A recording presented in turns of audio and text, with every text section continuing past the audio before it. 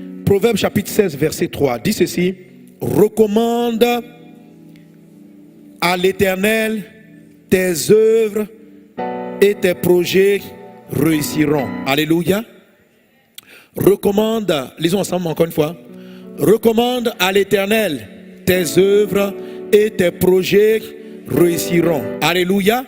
Alors, la dernière fois, je vous ai fait la remarque sur ce verset qui est très important. Voici comment on positionne les choses en Dieu. Donc, recommande à l'Éternel tes œuvres et tes projets réussiront. Donc, vous voyez ici, il y a deux mots qui sont importants. Il y a les œuvres et il y a les projets. Dieu ne dit pas dans ce passage, recommande tes projets à Dieu et tes projets réussiront. Il dit non, recommande tes œuvres à Dieu et tes projets réussiront. Le projet, c'est le plan final. Je ne sais pas ça.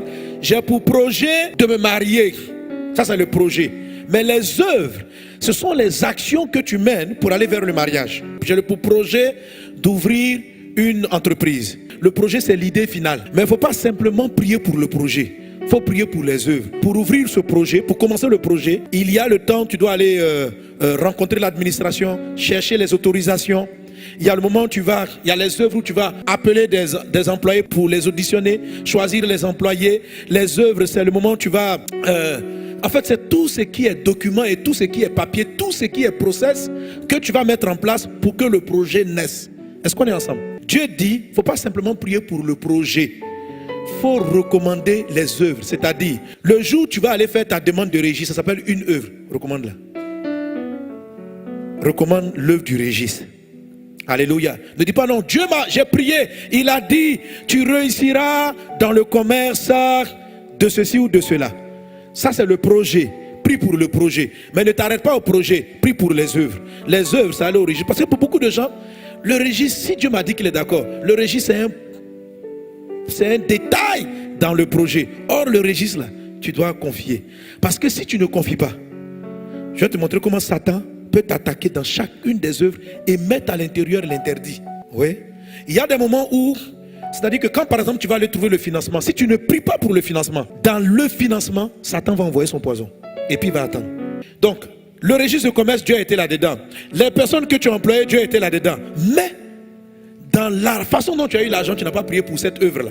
Et c'est là qu'il t'a envoyé le truc. Il t'a envoyé un partenaire que tu ne devais pas prendre. Et c'est ce partenaire-là qui est l'agent de Satan. Et qui autant marqué, va faire tomber la boîte. Le truc c'est que tu as confié le projet, mais pas les œuvres. Il y a des œuvres pour lesquelles tu as prié, il y en a d'autres pour lesquelles tu n'as pas prié. Or, la parole de Dieu dit, recommande à Dieu tes œuvres et tes projets réussiront. Recommande à Dieu tes œuvres. Ça veut dire que qu'est-ce que tu fais tout le temps? Quel est ton travail? L'œuvre, c'est l'ouvrage. Tout ton ouvrage, chacun de tes ouvrages doit être mis entre les mains du Seigneur pour que le projet réussisse. Quelqu'un donne un bon amen. Alléluia.